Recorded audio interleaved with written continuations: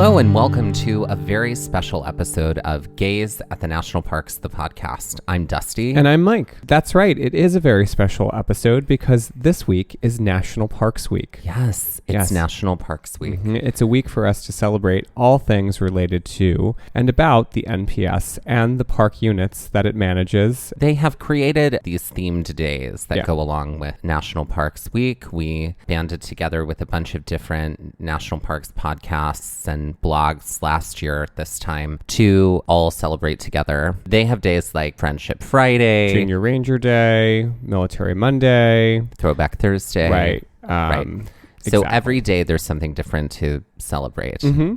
And we did all of that on social media last year because of the pandemic. Everything was closed. Everything was closed at that time. Right. So we did a virtual celebration of the national parks. We did.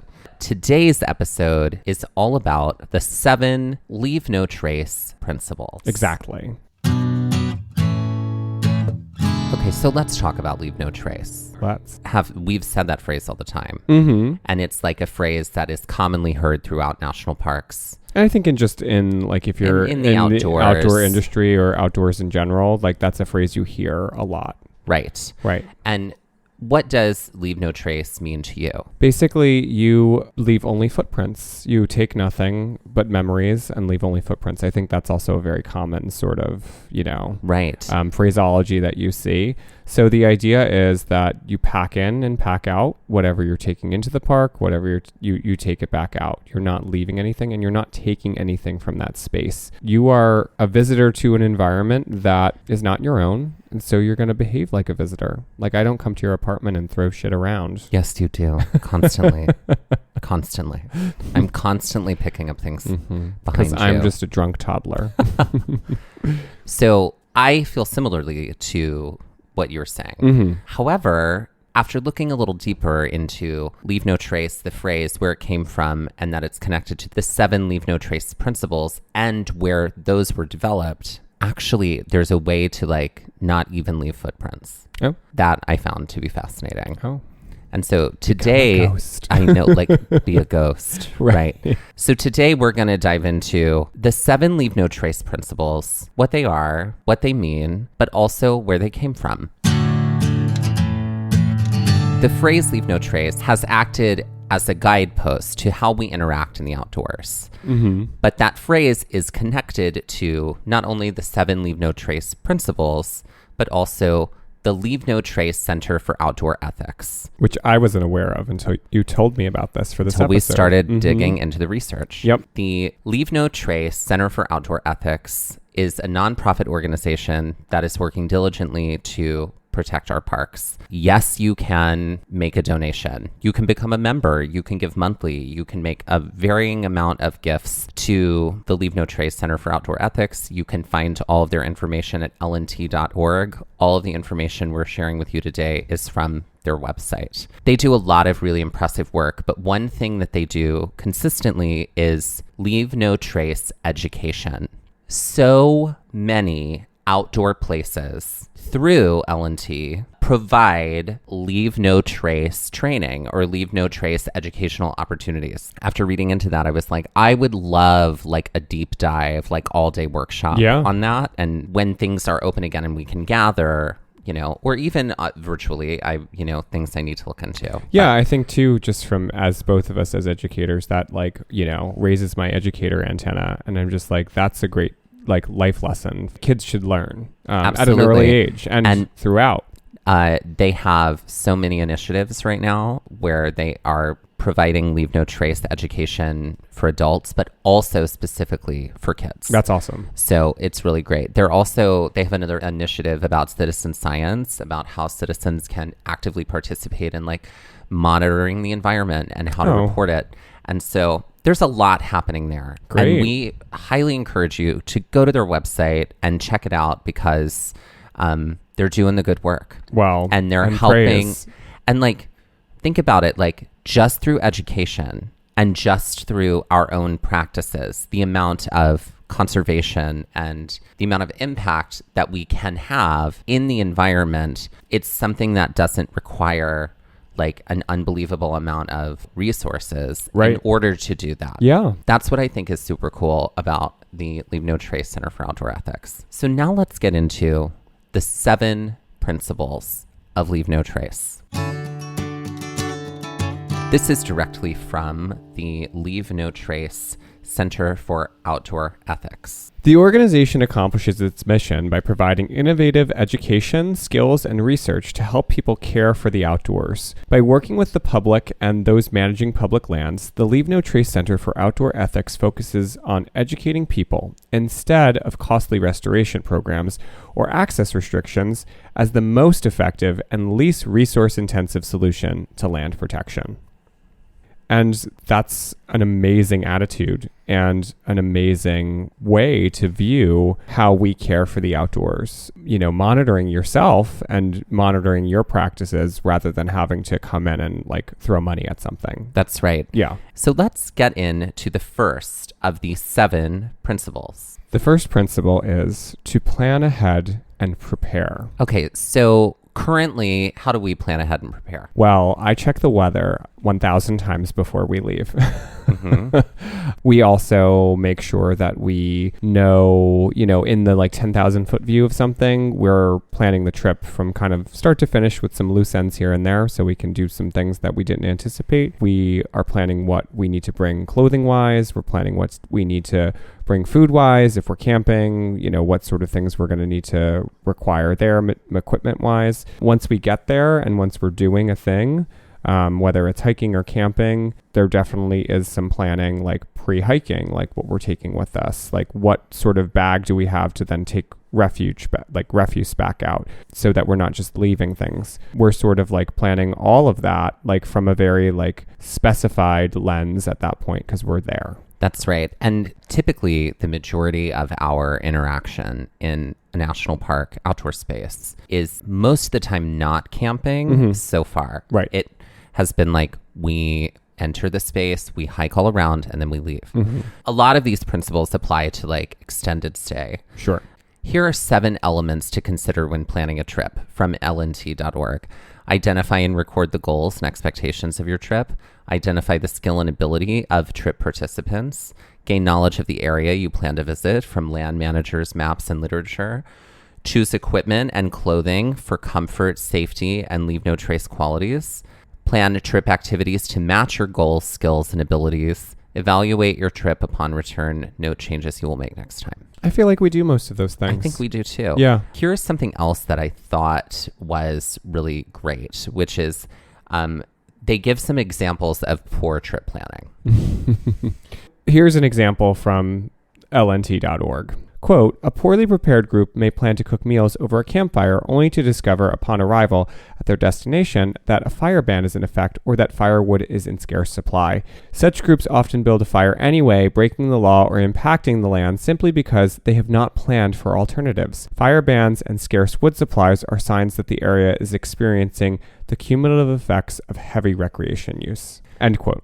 There are some things to think about. They give a lot more examples here on lnt.org, and we hope that you will take a look. Let's move on to principle number 2, which is travel and camp on durable surfaces. So a lot of this speaks to traveling on trails and not going off trail. And if you've listened to our show at all before, we talk a lot about this, especially when hiking in desert environments, because there are microbial patches that take hundreds of years to grow sometimes that help to support life in the desert ecosystem, that if you step on them, you're irreparably damaging them. And that causes a giant impact on that environment, on the plants and animals in that environment, and on the park itself as a whole.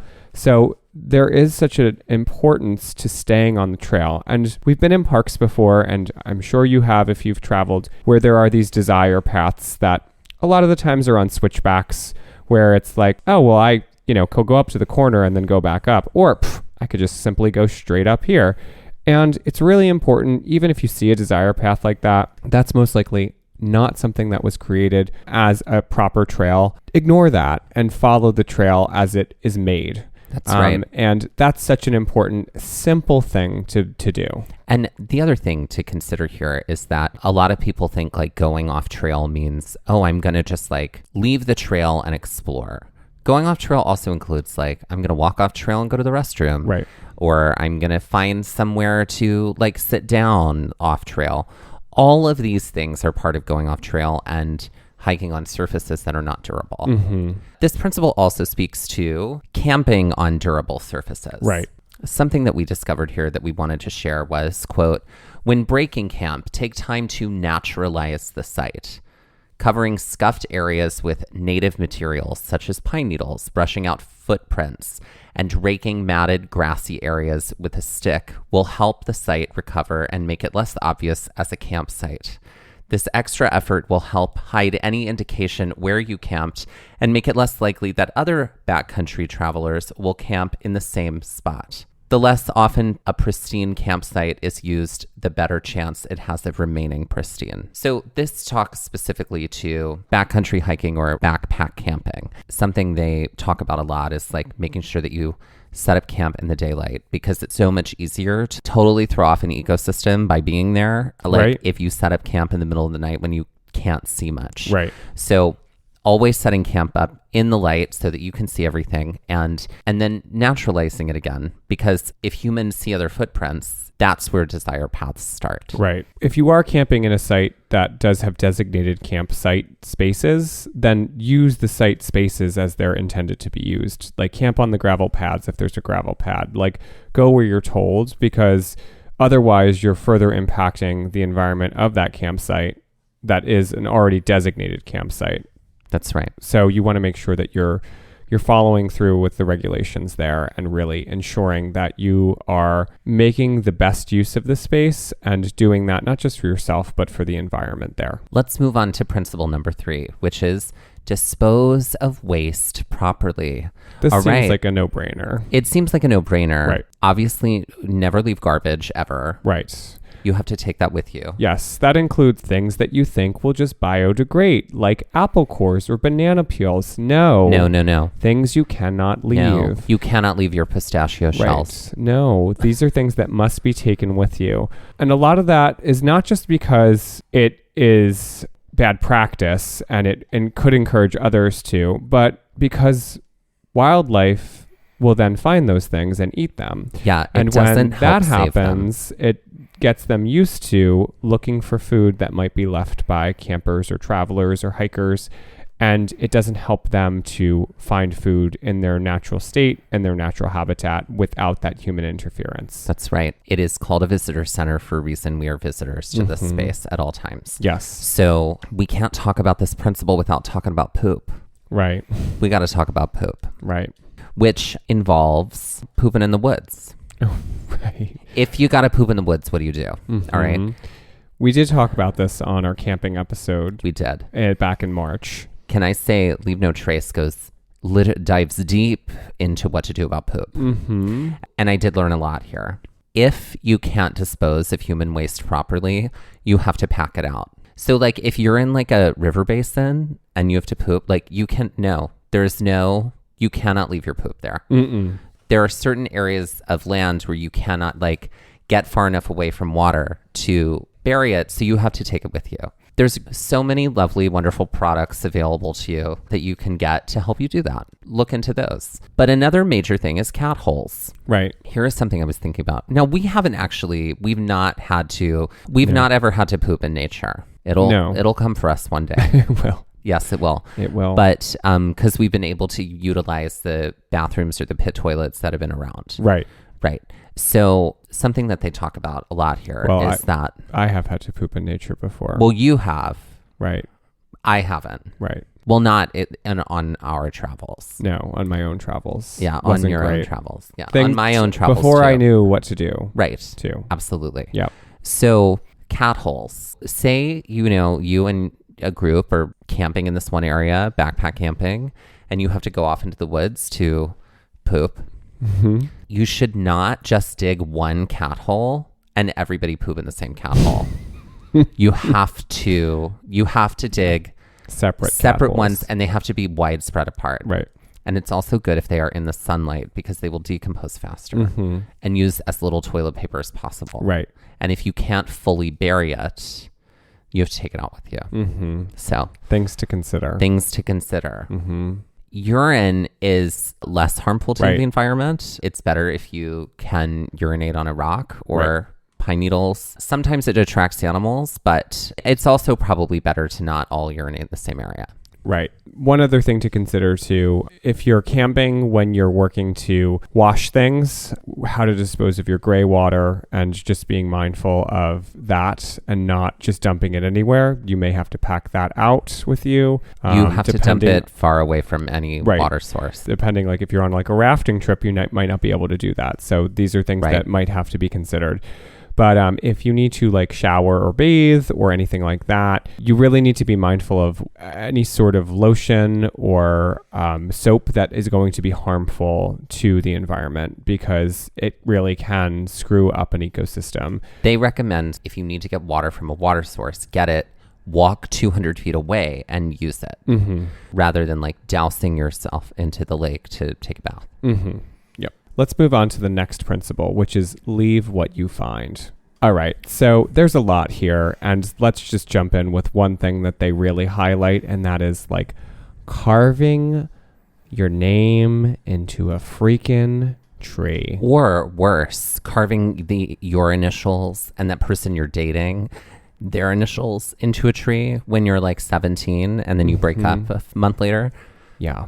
I'm sorry. No love is strong enough to express it by carving out something on a tree. That did not ask that from you. That infuriates me so hard. Like whenever we're walking along and like I see that, I literally just like, it will ruin my day. Because I'm like, why do people think that they have the right to just carve anything into this tree? Right. This tree didn't ask this of you. Right. Remember too that bark is the protective layer of that tree. By carving into the bark, you are actually exposing the wood, which is more vulnerable to the elements, to pests. There are plenty of bark beetles and things like that that are already attacking trees all across North America. You don't need to add to the fervor that is already out there because of invasive species. You know what? I have a solution. Okay. If you want, everyone to metamorphosizes in a Kafka. If you want to communicate to someone that you love them, you could use words. You could use words that you say out loud, or a lovely note, or you could say vows. Your actions could say that you love them. Right. And actions that don't harm another living thing. Right. And also, just no one cares about your relationship. Sorry about it. I don't care. When I walk through there and I see that like Tina loves Tom, I'm like, I don't give a shit about Tina and Tom, especially if they carve their name into the tree. Like, get your name out of that tree's bark. No, thank you. Another thing that's a really big part of leave what you find is literally not taking anything with you. And whether that is an artifact from nature or whether that is an actual cultural artifact. For example, let's say you stumble upon something that has been unearthed that no one had noticed before, and you just happen to see there's an arrowhead or some other sort of cultural artifact that's to be left in that space. By taking something from nature, like some flowers or anything like that, you're impacting the environment that's there. So it really, honestly, you know what we do? We take a ton of photographs, and that's what we take. Oh my God, we take a ton of photographs. The best thing to do. The other thing we do is we sit and be present. Exactly. With what's around us, and we remember it. You know what I mean? Like, I'll take that with me, until I can't remember anymore. You know what I mean? Right. But you know what I forget instantly? Tina and Tom on the tree. Right. I just, no, thank you. You just mentioned them again. I know. I've never seen that on a tree. I just came up with that right now, but you know what I mean. Let's move on to our next principle, which is number 5, which is minimizing campfire impacts. We've stayed at a number of KOA campsites, which are not typically on preserved land. Right. And those often have fire pits. Sometimes on trails where people backpack, there's often dedicated space for backpackers to like camp, shelters and things like that. So there's a lot of questions to actually consider when you are thinking about should I build a fire? And here are some questions that Leave No Trace gives us. What is the fire danger for the time of year and the location that you have selected? Are there administrative restrictions from the agency that manages the area? Is there sufficient wood so its removal will not be noticeable? Does the harshness of alpine and desert growing conditions for trees and shrubs mean that the regeneration of wood sources cannot keep pace with the demand for firewood? Do group members possess the skills to build a campfire that will leave no trace? All important things, and really important things to consider also are to use fire rings that are already in existence, to ensure that if you are, gathering wood for a fire, it's not more, you're not taking more than you need to, and that you are or scattering that wood back after you're done with the fire if it's unused, and to really ensure that if you don't need to build a fire to cook, maybe you have a jet boil stove that you can utilize so that a fire isn't even necessary. But it really is important, especially if you think about all of the wildfires that have taken place across the West in the past years, across other parts of the world. If you don't need to, create a campfire or create a situation that could lead to something that's more dangerous, maybe don't. Also, if you insist upon having a party to reveal the gender of your child, maybe don't use explosives. Or maybe just don't do that at all. Or what is gender? Better, just don't do it at all. Right. Because gender, unless you're going to reveal a pitcher of water and say that gender is fluid, I don't know why to do it at all. Because, honey, that gender is fluid. Mm-hmm. Let's talk about our next principle, which is respecting wildlife. Now, I could do this all day. Yeah. I do respect wildlife all day. I could respect the shit out of wildlife all day. But this is one that seems to make complete and utter common sense. But too often are we seeing news articles or videos on YouTube where people have invaded the space of a wild animal and then are tossed like rag dolls by the animal, and then that animal might need to be put down because of it. It's terrible. Because it's awful. of the actions of someone who wanted to get close enough or needed to get that photo. Get a telephoto lens and shut your mouth. Exactly. This is my own personal theory on this, right? I feel like people go into nature and they see a beautiful animal that they don't see in real life all the time, and they suddenly think that they are very special and that they are an animal whisperer, and that somehow that they can't that, and they make that sound, and that somehow they have some sort of connection to this animal, or this animal has happened upon them and there's some sort of bond that they've formed spiritually.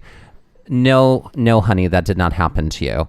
And you are not an animal whisperer. Like, we need to all just no longer think that. Right. So if that animal walked up to you, then you need to give it space. Right. It's not asking to engage with you. Right.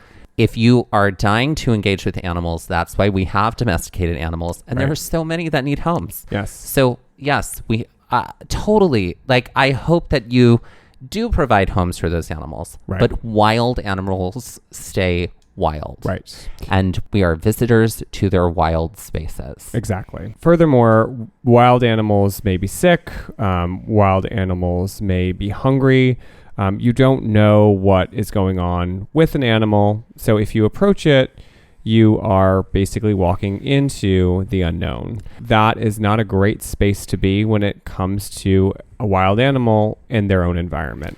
We've encountered a lot of wild animals. We have. On We've trails. Literally happened upon them. We've had mule deer that have literally stumbled out of shrubs black and arches. Bears. A baby deer that was right near that. Let's talk about that baby deer, right? Okay, so let's be real. Baby deer are adorable, right? They're the cutest damn things one could ever see. And if you are lucky enough to see one, they are so pretty. Mm-hmm. And I'm sure that part of you is like, I just want to pet the baby deer. No, girl, don't do that, right? So we were sitting on a picnic table. It was a picnic table in high grass in Cuyahoga Valley National Park, and then you were like, "Oh, I heard something." You heard it bleeding, yes. right? That's bleeding. The sound bleating, yes, right? And then we looked and there it was. And we were like, oh, we wonder why there's a baby deer here. Right. Now, if we were to have seen like a house cat like wandering around, okay, well, then maybe we might have been like, okay, this house cat doesn't belong out here. We need to figure out how to get this house cat to a safe place because the wild is not a place for a house cat. Unless it's Milo or Otis. I can't remember which one. Oh, I wouldn't even say no. Not even them, right? Or were they raised in the it wasn't. wild? No, it wasn't a safe space for them. No, it wasn't. We had to get them back. We had to get them out. But they were friends. They did it together. They did it together. They helped each other. So one could easily apply that same logic. Sure. Like, oh, why is this baby deer here by itself? Should I like go bring it to a park ranger? No, you should not. You should not bring this to a park ranger. No. We did not know why baby deer was sitting there in this high grass, but instead of like trying to get close to it, we were like, no, this isn't our space. We're just going to assume this is what's supposed to happen. Later in our own research, we found out that during the springtime, that is when Mama goes hunting. That's when mamas often have their baby deer. And they leave them in high grass so that nobody can find them. Right. And they go off hunting and they bring food back to them, but they're gone all day. Right. So mama deer is out and around hunting for food to come back to baby deer right here in this tall grass. I actually laugh at the atrocity that would be us trying to like move a baby. Like, why would we ever do that? That's ridiculous. But yeah, don't touch animals. Let's talk about our last principle, which is be considerate of other visitors. Oh, so like wearing a mask right now during pandemic times. Sure. I would include that here. Yeah. The wonderful thing about the outdoors is that they are a space for everyone. That goes without saying that because it's a space for everyone, we have to leave that space for everyone and really be considerate of those that are around us. For the most part, we really haven't had too many issues with this when we've been on the trail, but now, especially when it comes to pandemic, even though being outside is better and not as, dangerous, it still is recommended to wear a mask when you're on a tight trail right now, officially the guidance in the national parks is yes, you have to wear a mask at all times within that first 100 days on all federal lands, and national parks are included. Here's another thing that we've encountered before, which is encountering someone who's lost. If you happen upon someone who was lost, you are now a resource to them. So that means they are now joining your group. And so it happened to us. These are things you have to think about as like, if you're out on a trail or even on a steep trail like we were and someone was lost, it's like, okay, great. Well, that person needs to stay with you then. So we can all get to a safe place and maybe reconnect them with their group of people. Right. Or you can then bring them to a park ranger who can help them. That's something else about being considerate of other people, because when we are out and in wild spaces, we also have to help each other out. Yeah. Help take responsibility for each other. Also, things to think about. You're walking through and a group of people are not versed in leave no trace anything and just leave all their trash. You saw it. You have to be responsible now, right? You got to get that trash out of there. You can't leave it there.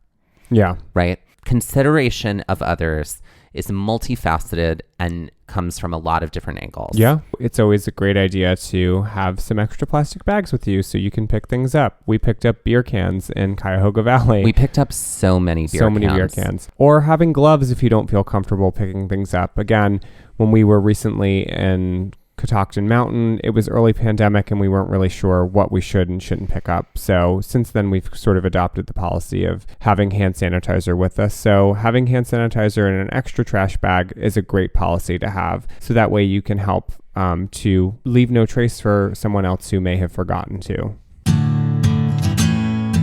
Let's end this very special episode with a game. Great. So we're going to play the $10,000 pyramid of 7 leave no trace. Oh, so great. We've never done this before. We're going to see how it goes. It's going to be sort of rapid fire. What I'm going to be doing is giving you clues, and you're going to need to guess the thing I'm trying you to get. They will either have the word 7 in them or leave. And great. It's and are you giving clues one at a time? We're going to play like when they were at like the tables with their celebrity host before they Okay, move great. to the pyramid round. So I'm Great. going to be trying to get you to guess. And again, your clues will all deal with the word 7 or leave. I'm ready. Great. This Disney film that Walt Disney mortgaged his house to ensure was completed. Oh my God, I don't know. It features a princess in a glass coffin. Not Sleeping Beauty. No, it's not Sleeping Beauty. I don't know. What's Snow White and the Seven Dwarfs? Oh, the Seven Dwarfs. Good Lord. Okay, great. A game that you might play in middle school where you were locked in a closet with someone who you had a crush on. Oh God, no, trauma. 7 Minutes in Heaven. No, thank you. It was terrible. Not a good game. Don't play that game. This is a song by JoJo where she's trying to get someone. Get out right now. Leave. That's right. Mm-hmm. Leave in parentheses. Excellent. This is a song by Fleetwood Mac, and it's sung in the finale of Coven. 7 Wonders. Mm-hmm. This is a phrase that you might say if you were British and you were very confused, and it deals with numbers. Oh, Or you were out of sorts. I'm 7 all over the I'm 7 all over the place. I don't know. What is to be 6s and 7s? Oh, okay. This is an alternative to Slice or Sprite. 7 Up. That's great. This is a song that you might have heard Ben Affleck sing to Liv Tyler in Armageddon when they were trying to leave. Leaving on a jet That's plane. right. That's right. This is if I hit you really hard, I would what? Knock the wind out of me. No. I don't know. I would leave a mark. Oh, okay. Oh, God. Don't hit other people, everybody. Keep going. This is a Marilyn Monroe movie, but it also is 7 Year Itch. Yes. Okay. This is a show about a Christian pastor father and all of his Seventh kids. Heaven. This is a television show that was set in a neighborhood, and it was centered around a young boy character. And Leave It to Beaver. That's correct. This is something that you go on if you're pregnant. Oh, God. When you're no longer at work. Maternity Leave. Okay, this is something that like sailors do when they maybe come into New York for Fleet Week. Oh, I was going to say sail the 7 seas. No, I don't know. They have shore leave. Oh, okay, great. And this is something that would, like, if you would ask me to help you move and then I just couldn't do it anymore, and I'd be like, sorry, like last minute, I would be doing this. Oh, leaving me in the dark. No. Leaving me high and dry. No, I mean, yeah, that would work, Yeah. but also in the lurch. Oh, leaving me in the lurch. Sure. In Okay, the great. lurch.